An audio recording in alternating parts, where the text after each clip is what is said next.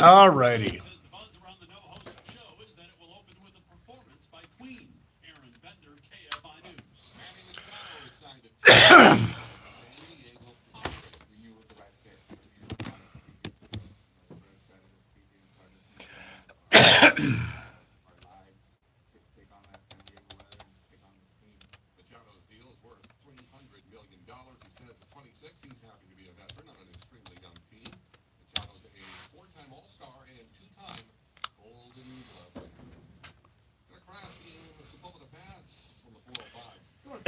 Let's see.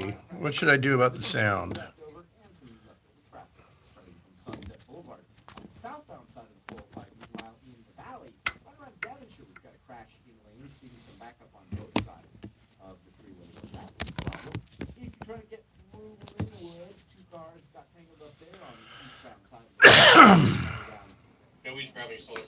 Okay.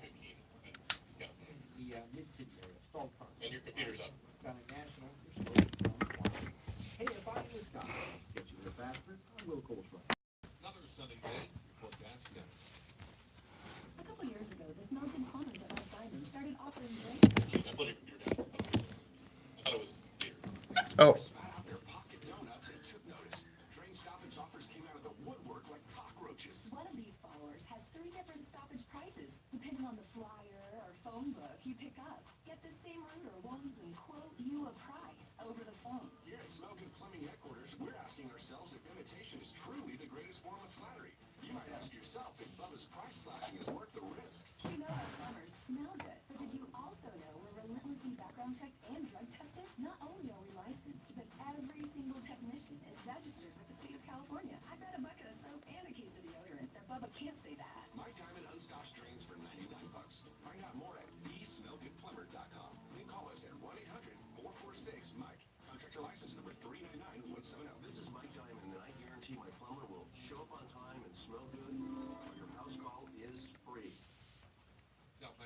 All right, computer's up.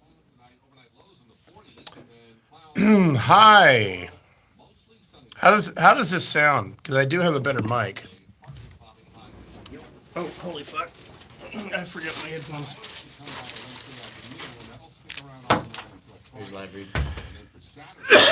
Cool. I'm streaming. Oh, awesome. YouTube again? What? YouTube? Yeah.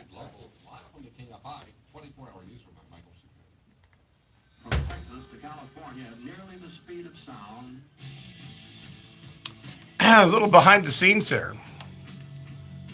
I forgot my headphones.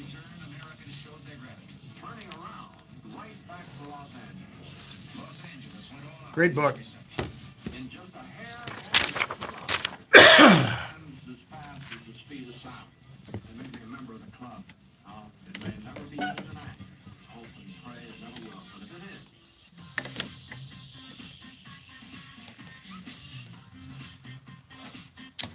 If it is, it'll kick ass.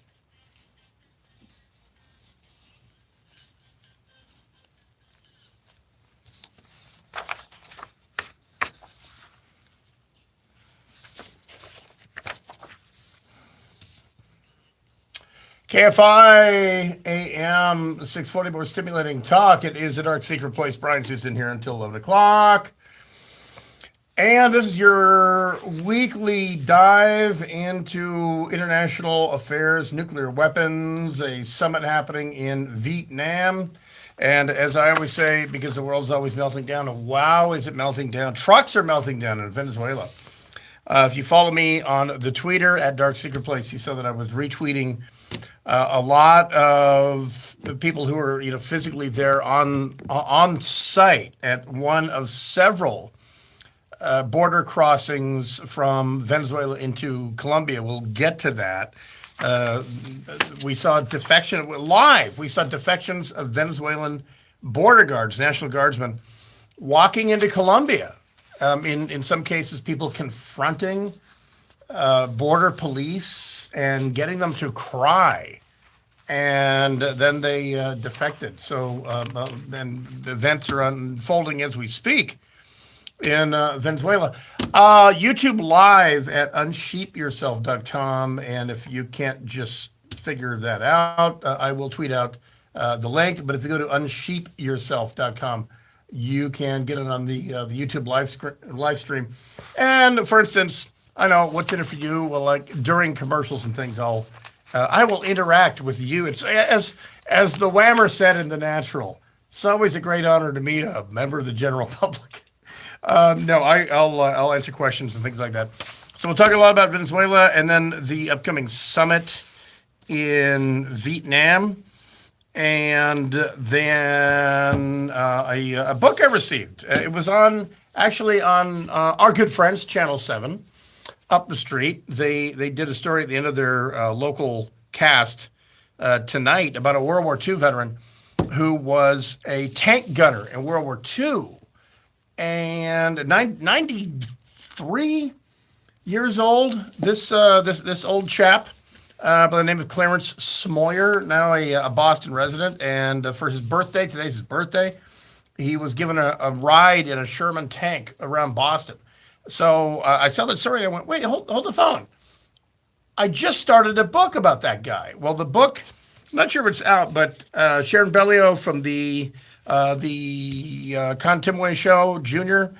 Gave me the book, and it is, and I know it's Tim Conway Jr., it's just an inside joke. The book is Spearhead by Adam Makos, and it's about this guy and the final months of World War II when the United States, now in Germany, fighting for Germantown after Germantown, still was equipped with an inferior tank to anything the Germans had. But we had a bunch of them. We had a bunch of the famous Sherman tank, but the bad secret, the poorly kept secret was that the Sherman tank sucked. It sucked bad. Just that we had a bunch of them. Well, early in 1945, a new tank showed up. Finally, we had a tank that could go toe-to-toe with the best that the Germans had, the M26 Pershing. And that's what this book is about this guy this guy, Clarence Smoyer, and his experience in the final months of World War II. Really good. And also it highlights something that I'll talk about maybe the next hour, and that is in World War II, the Germans lost hundreds of generals actually in combat. The Russians lost several hundred in combat. The British lost a bunch. Japanese lost a lot of generals in combat. But in the American Army and the U.S. Marine Corps, a general's place is not really right up front. I mean, talk about tunnel vision. But America did manage to lose 2 generals in combat in World War II. One was on Okinawa, but the other one was the commanding officer of the namesake of this book, Spearhead. The 3rd Armored Division was led by an American general by the name of Maurice Rose, who also is significant because he was Jewish and he was killed in combat. And this book gets into detail of how he was killed more than anything I've ever read. So we'll talk about that next hour. 3rd hour, maybe you've heard my promo on this. I'm not actually out in Palmdale. I'm here in Burbank. But I'm going to tell you the story of the Battle of Palmdale, 1956. Don't Google it, don't Wikipedia it, because you're not getting most of the story. But in 1956, in the skies above Los Angeles, a desperate air battle occurred as a robotic foe, not robotic, I should say, an unmanned drone got loose from Point Mugu Naval Air Station, and it terrorized Los Angeles. It circled Los Angeles, Frazier Park, Castaic, Newhall, Santa Clarita, and I'll tell you how the Battle of Palmdale ended in the 3rd hour. But let's start with this. The precipitating factor today was that the convoys of aid, the first trucks contracted to deliver aid to Venezuela, made their way to the Colombian-Venezuelan border. So here's the order of things. Juan Guaido, who is constitutionally, according to the Colombian Constitution, if you're going to go ahead and hold elections, then they're going to go ahead and count the votes. And Maduro did not win. And in not winning a clear majority, also international observers agree that there was a lot of scamming going on. The office of the president goes to Juan Guaido, a young guy, looks like a Venezuelan Beto O'Rourke, sort of prominent jaw, not a prior member of a punk group, however. Well, he had an order. There was an order on him by Maduro, by the Maduro government, that he couldn't leave Venezuela. So yesterday he left Venezuela. He walked into Colombia. On the western border of Venezuela is Colombia. So he walks into Colombia because there was a Colombia Live Aid. There was a fundraising concert last night in Colombia. He went to the concert. Then today he symbolically rode a flatbed truck. It was a big rig with a flatbed up to the Venezuelan border. But he did not, at the urging of his advisors and all that, he didn't put himself at risk. And so at several places today on the Colombian-Venezuelan border and the Brazilian-Venezuelan border, aid was attempted to be delivered into Venezuela. Now, first of all, the background on this. The average Venezuelan knows this. They know that the United States has pre-positioned aid in Colombia, a longtime American ally, and forward deployed the aid from the airports to staging areas close to the Venezuelan border. The Venezuelan people know this. As the infant mortality rate has gone up 30% in Venezuela because of widespread malnutrition, the Venezuelan people are equipped with smartphones, as we saw today, as they were streaming live from their borders and from Caracas. They're aware that the United States and the EU are sending aid downrange, trying to get it into Venezuela. The Venezuelan government, the Maduro government, treats that as a Trojan horse. And why shouldn't they? They're being told that the official policy of Russia, through their various news outlets like Sputnik or RT, Russia Today, they're being told that that aid is a Trojan horse and that there's strings attached and et cetera. And so the official position of Moscow in Venezuela is that the acceptance of foreign aid, whether it's from the EU or the United States, is the equivalent of a Trojan horse. The Chinese are sitting back and just seeing how things shake out because one way or another, they're getting their money. Venezuela is into China for billions of dollars, and the Chinese are taking their remuneration from oil. Why shouldn't they? Venezuela is the largest known reserve of crude oil on Earth. So the Chinese know one thing, that the need for oil ain't going away, and that Venezuela has it. So that note, no matter who the government of Venezuela is, the Chinese want that service. They want that honored, and they will get that. So the Chinese aren't exactly actively trying to support Maduro because the Chinese are very, very sensitive for all of their ambition and their nationalism and their expansion. This is the one Achilles heel about the Chinese. They are extremely sensitive to bad press. And they know right now, there's no denying that Venezuela is a basket case and that children are starving. And the ones who aren't dying are going to suffer from something called failure to thrive. Now, they know this in Ethiopia because in the 80s, the late 80s, as kids who didn't die outright were malnourished, because of the rapid growth of the human brain in the first 3 years of life, if you're robbed of nutrition, that stays with you for the rest of your life. And no one will say it, but Ethiopia has a generation of blithering idiots that are now running the place because if you lived through the famine of the 80s, you sure didn't eat a lot, and the result is you're dumb. Well, that's what Venezuela is looking at. And they're really dealing with this, except they're not dealing with it because they're not allowing aid in. So we have all the elements. Did someone light the fire? Did someone spark it? We'll get to that. And also the latest of what's going on in Venezuela because they are partying into the night. Shots have been fired. People are dead. Troops are defecting. All of it right after this. By the way, unsheepyourself.com. That's how you get to the live stream of the video at Dark Secret Place on Twitter. Brian Suits back right after this. KFI AM 640, more stimulating talk. Michael Chappé with the news.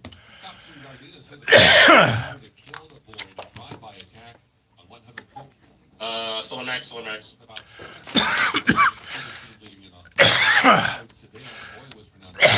Pardon my coughing.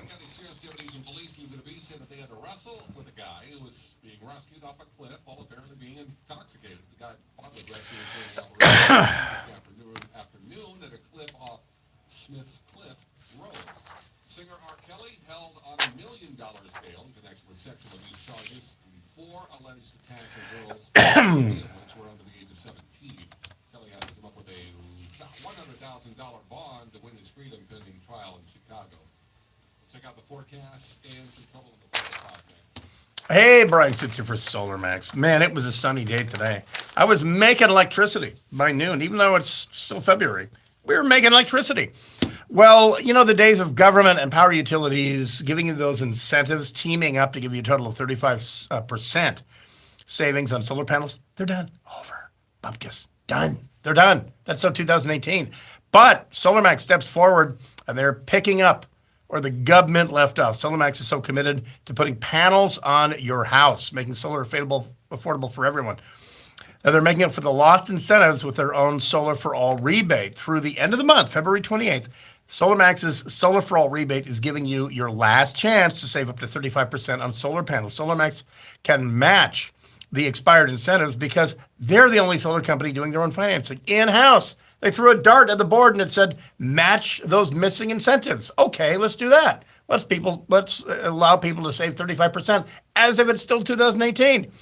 Plus, they do everything else for themselves. World-class roofers. They stand in line for all the permitting, and believe me, that is a frustration you don't want to go through. Oh, by the way, the panels, they're made in America. Not just America, they're made in California. Not just California, they're made in Riverside. So you're putting American panels, American-made panels on your house with American roofers and the in-house financing. SolarMax is the only place you'll get the Solar for All rebate. This is your last chance. Historic savings, 35% off. Call now, dial pound 250 on your cell phone. Say SolarMax. Better yet, go to solarmaxtech.com. Read all the deets for yourself. Subject to credit approval, CSLB number 972048. From the Barnes from Weather Center, pretty cloudy tonight and clearing for the afternoon tomorrow. Mostly sunny highs in the 50s and 60s. Crash in North Hills just affecting your drive on the 405. 405 is southbound at Devonshire. It's crashed with 2 right lanes blocked. They tried to clean this up. It's got you on the brakes all the way back from the 118. On the north side of the 405, right around Getty Center, in this Boca Pass, an earlier crash being cleared away still. It's a bit slow from Sunset Boulevard. Also in Riverside, we've got an accident on the 215 southbound at Columbia. The carpool lane is blocked there and debris across all lanes. You're stopped to go back from La Cadena Drive. Sponsored by Unbound.org. KFI in the Sky helps get you there faster. I'm Will Coltrucker. Right now, there are young people across the world facing a tough choice. Continue their dream of education or drop out to help their family put food on the table.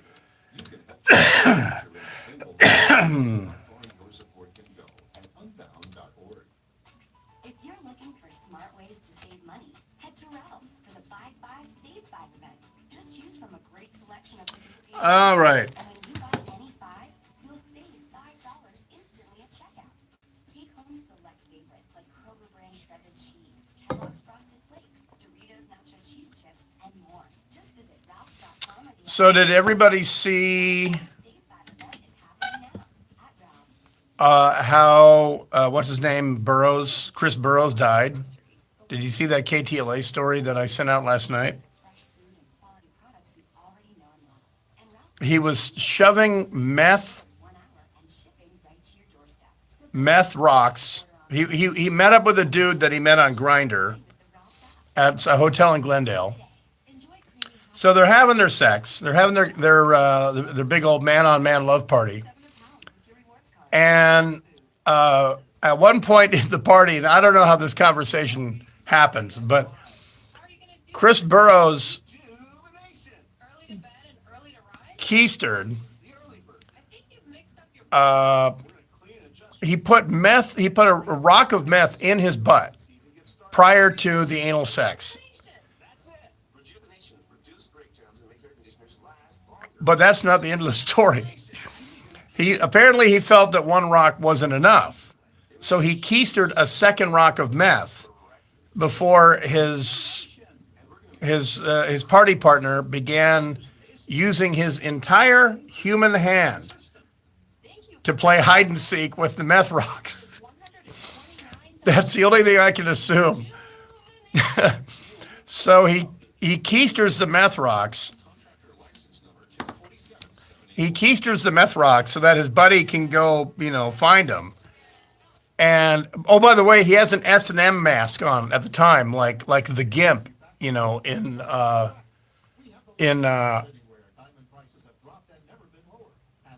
what was the Travolta movie with the Gimp?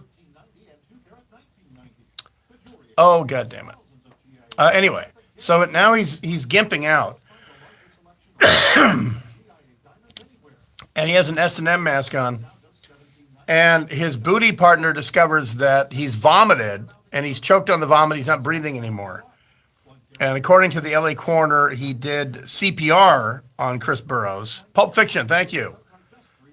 He does CPR on Chris Burrows. I'm assuming he took the one hand out and he did two-hand CPR. And it didn't work. Beloved anchor Chris Burrows dead.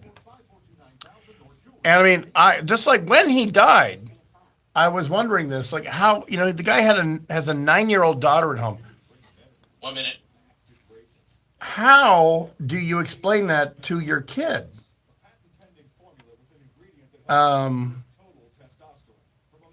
does the widow, years from now, not even years from now, how does she explain that to the kid? Because the kid, obviously is going to Google it. She's going to see that. It's just horrific. Text the word lift to 797979. Finally, a formula that boosts total testosterone. If your results with ageless male max are too intense, please decrease use. For your free bottle, text 797979. Text LIFT to 79. I can't play too much music or else YouTube won't upload my video. All right, stand by. Computer's up. Is advocating for those most vulnerable. Learn how at KFIAM640.com. In the air, like O'Brien, KFI in the sky. On the ground. Lydia police spokeswoman Tawny Lightfoot says an unknown problem call came in around 3:30 in the morning. In your neighborhood. In South LA, Monk Rick's KFI News. Live, local. KFI, an iHeartRadio station.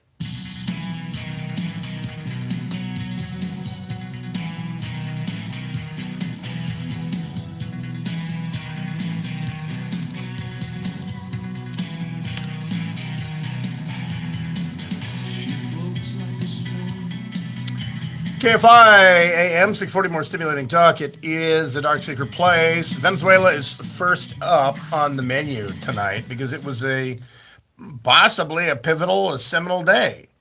We got the answer. Would the Venezuelans, when push came to shove, would they really prevent aid from coming into Venezuela? It's well known that it's needed. People are literally starving in this socialist utopia that is built on top of the world's largest known reserve of petroleum. But nevertheless, socialism is such a wonder of human civilization that people are starving, and they've already looted the Caracas Zoo of the giraffes. That was back at Christmas. As we speak, by the way, a U.S. Air Force RC-135W, a electronic warfare aircraft, is orbiting off of Venezuela as we speak. It is outside of Venezuela's territorial waters. It's staging out of San Juan, Puerto Rico. And all I can say is if the U.S. Air Force has diverted these assets from the Black Sea or from off of Korea, and you have one of the artifacts, one of the living fossils still flying in the U.S. Air Force, these should be a red flag to you. You should probably stay off your cell phone, probably stay off all wireless communication, because the RC-135 is there listening to all of it real time. By the way, unsheep yourself. pardon me, at unsheepyourself.com is a web address, and that's how you get to the live stream. At Dark Secret Place is the Twitter feed. So the U.S. government, the U.S. military has eyes on Venezuela, and undoubtedly, as I've said before, with Bill Handel on Tactical Thursday, or Tactical Thursday, as we like to say, the Venezuelan armed forces are aware that they're under observation. To add complexity to this, the Russians are informing the Venezuelans about what it is that we're grabbing. They know what the RC-135W does, and they know what we're capable of doing. And so the Russians tell the Venezuelans, stay off your phone. You really need to use your smartphone. Use a landline, because as crude as they are and everything, it's really hard to tap a landline unless you physically have a way to tap it.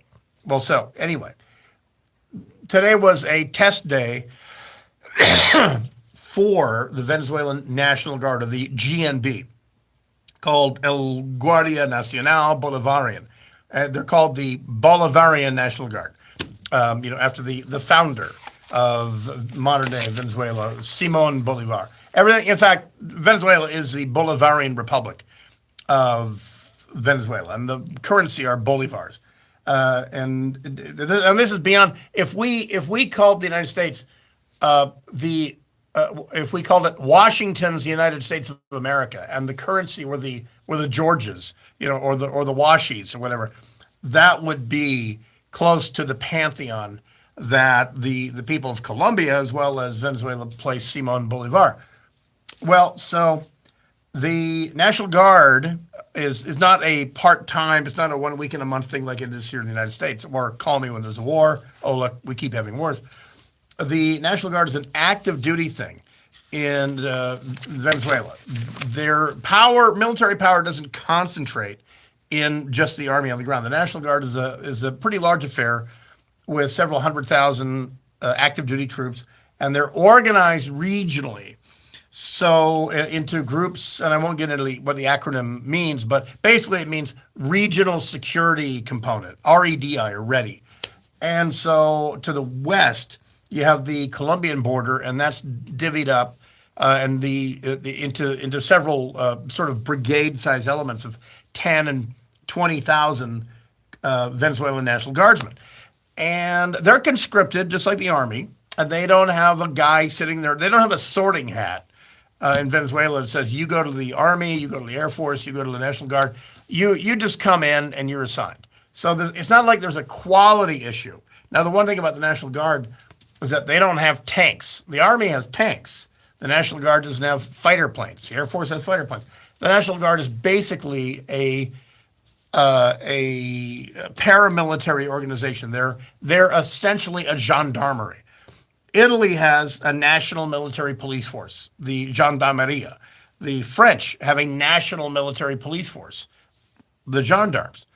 And so that's effectively what these guys do. Their normal job is not border security. The Venezuelans have a national police force that does that. So the array of troops that are out there today were at some crossing points, some bridges into Colombia. There were the national police for migración, just for migration, not immigration, but migration. And the national police have a lot of female cohorts. And there was pretty poignant video. And I tweeted out the video around 10 a.m. this morning as Venezuelans on the Colombian side were confronting police. They were doing it with the Venezuelan accent, and they were in the faces of these young women, and they got them crying. They got Venezuelan armed police to start crying. And within an hour, they began defecting into Colombia. Not in large numbers, but in twosies and threesies. Did this turn into a flood? I'll catch you out, and we'll get the latest out of Venezuela when we come back. Dark Secret Place, Brian Suits, in here till 11, KFI, AM 640. More stimulating talk. Michael Chappé with the news. With a group of students in the Bay Area over climate change. The students went to Feinstein's office yesterday to try and convince her to back a very progressive plan. The government is supposed to be for the people, by the people, and all You know for the what's people. interesting about this group?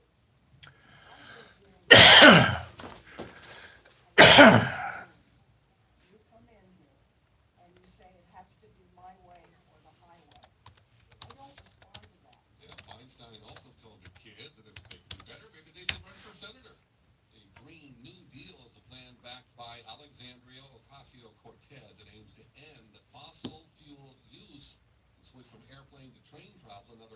life-saving and transforming measures.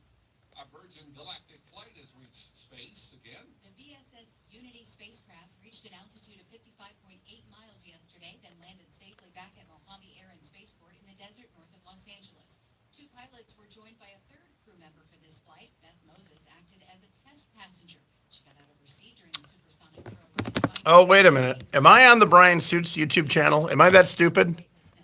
Virgin Galactic founder Richard Branson said he hopes to fly on the Unity by sometime this summer. Or is this a dark secret place? I can't see it. In July.